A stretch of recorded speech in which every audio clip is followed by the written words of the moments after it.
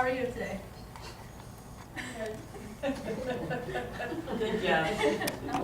Okay, so yeah, you did everything right, and so just kind of start a conversation, and like you're gonna just kind of grab them, and if they're trying to get out, what can maybe, hey, will you come and get a cup of coffee with me or some chocolate chip cookies?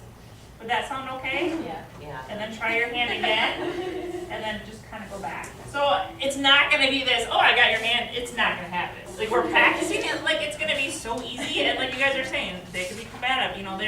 They're on a mission. So this isn't going to be a 1, 2, 3, we're out of here kind of thing. It might take some work. So that's why it's like just try different questions for her. But you're still there. You're still safe. You have your hand there. Hopefully, eventually, she'll, take your hand, that type of thing. And if not, let's just start walking. Okay? Good job. Another thing that might happen is if, within a skilled nursing you have wheelchairs. I'm cruising down, I'm getting out of here. You're not going to stop me. Am I going to go up behind that resident and just grab their wheelchair and turn them a different way? No. Are we going to want to just do that? Yes. So we have to make sure, we have to find out what is the reason. We need to talk to them. Just because I'm in a wheelchair doesn't mean that you have all control of me and you're going to take me where you want to go. You do not want that. So make sure. And we don't want to sit down in front of them and they're going to roll over my foot or their hand's going to get caught in that spoke. So you kind of you want to try to, or maybe somebody's coming the other way and you're going to get towards where you can kind of stop them and start having a conversation with them and hopefully calm them down. And then it's okay. Hey, can I take you to go have some coffee or some cookies, or we're going to go to church service, that kind of thing. And then you're able to turn them and go where you're supposed to. So you're not always going to grab that hand and, walk them around that way. Same thing with a walker. They're not going to take their hand off of a walker, obviously. We don't want them to. But just like we just did right now, they're not going to give you your hand. Put your hand there. Do the same approach. And just start having a conversation with them, and hopefully they'll walk with you. The key to all this is the positive physical approach. That's what you're taking away from it. I mean, the buddy walking is going to be appropriate in certain situations. The positive physical approach is appropriate in every situation. Okay? It's just their reaction may not be the same. They never grab your hand, you may never connect in that way. However, you're still going to attempt it, and you just never know. That would be a small win for me if someone hated me every day and I finally offered my hand and he offered it. I was like, oh my God, yes, I just connected with that resident. So we understand safety and so on and so forth, but the positive physical approach is really what you need to take away from it. Make sense? Mm-hmm. All right, so last month, did you guys learn about redefining behaviors? Yes? Mm-hmm. Yes, okay, I sure hope so. We did teach your leadership staff on a lot of stuff, and a lot of this stuff is going to be, again, reiterated. However, we're going to do a lot of application now, because you guys should all know the CARES process, and it should be part of your philosophy because you learned it. So, in redefining behaviors, we just went over a bunch of communication issues, and when you communicate not only with the residents, you can utilize a lot of stuff to communicate with your coworkers and therefore have teamwork, and you guys ultimately are going to reduce behaviors, which we don't call behaviors anymore, we call communication concerns or communication issues, because ultimately that's what they are. It's not really a behavior, it's not a problem until we label it that way. So what if I'm aimlessly wandering around the hallway and I'm completely happy with a smile on my face? You still going to call me as a wandering resident? That's making it a problem. Yet I'm really happy doing it.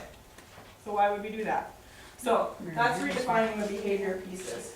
Recognize behavior as a form of communication, and that communication doesn't always need to be negative either. Remain flexible, and do you guys utilize the 4 Ps here? Have you heard of those? Like, do you do customer service rounds or hourly checks? Just starting? We're just starting that process. So the 4 Ps would be your kind of fallback, if you will. Pain, potty, personal items, personal comfort. Okay. So exploring those 4 Ps or any other needs is definitely going to be triggers to figuring out what they're trying to communicate. Responding to the emotion and not the behavior. What does this mean? I am mad, and I am pounding my fist on the table. You don't respond to me pounding my fist, you respond to me being mad.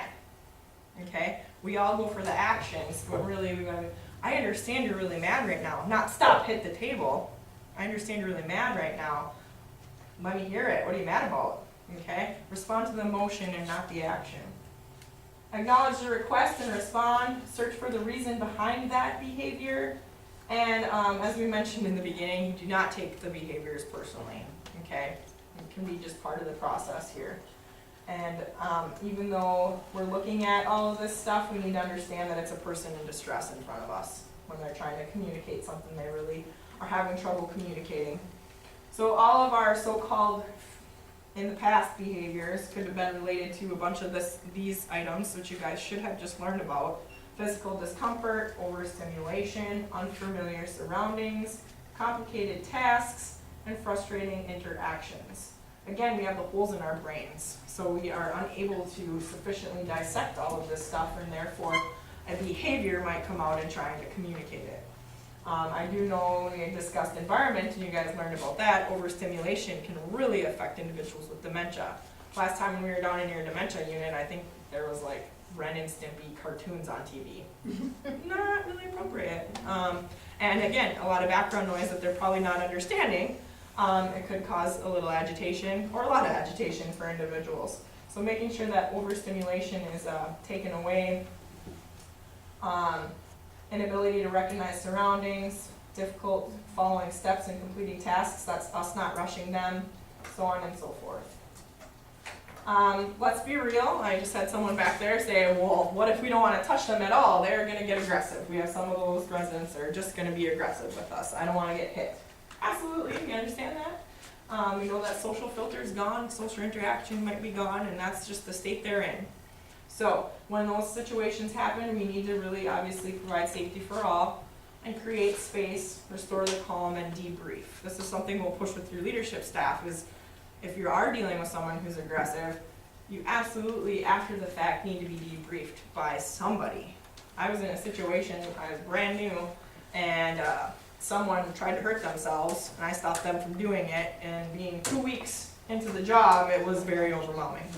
But however, someone took me aside and we talked about it, we debriefed, learned from the situation, what I could have done better, what I could have done differently, and you move forward. Okay, so the debrief is a really key aspect of all this.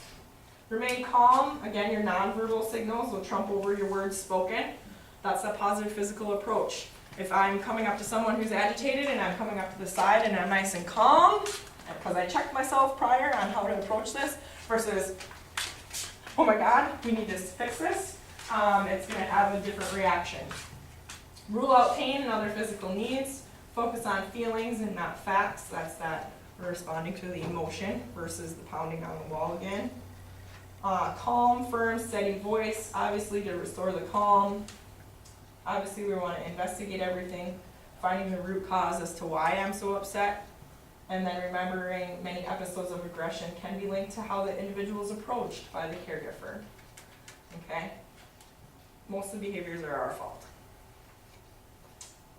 I think we taught that last time. So, common communication concerns. All of you should have learned about all these. Hoarding, refusal of cares, eating, bathing, dressing, wandering, repetitive questions. How do we handle all this stuff? And you guys should learn it's the CARES approach, and that's really what we want to push forward.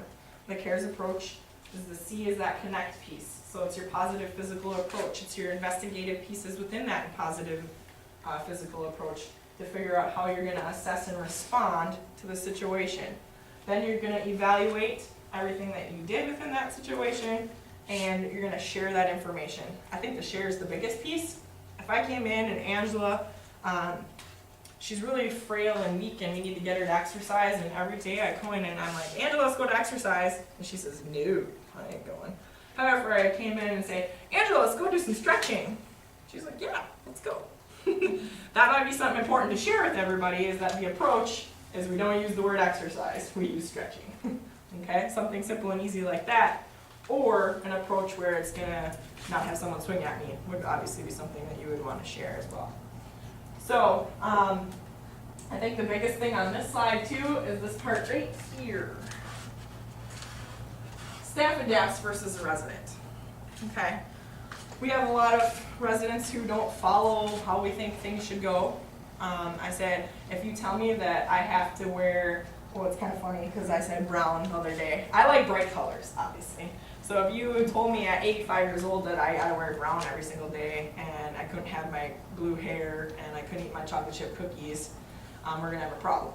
However, if staff adapts to all that stuff and just knows that's racy and we're gonna have a plate of cookies outside her room for her so that she's happy all the time, we're gonna do that. So bath times, eating times, bed times, you guys have to adjust. We change the systems, we don't change the people we care for. Okay. So with that being said, now we are going to, is it groups of 3 that we want to do? Yeah, I don't know how many people are in here, we have 10 scenarios, so. Okay, so you're gonna work through communication concerns, which are technically labeled as behaviors sometimes, and you're gonna utilize the CARES process to figure out what the heck's going on. So what we did was we broke them up and then we described the directions. So why don't you get in groups of 3? Let's Groups try of 3. that. Groups of 3, please. And you guys need to stand up and spread out from each other, so you use the whole room. You got a nice room here, let's spread it out.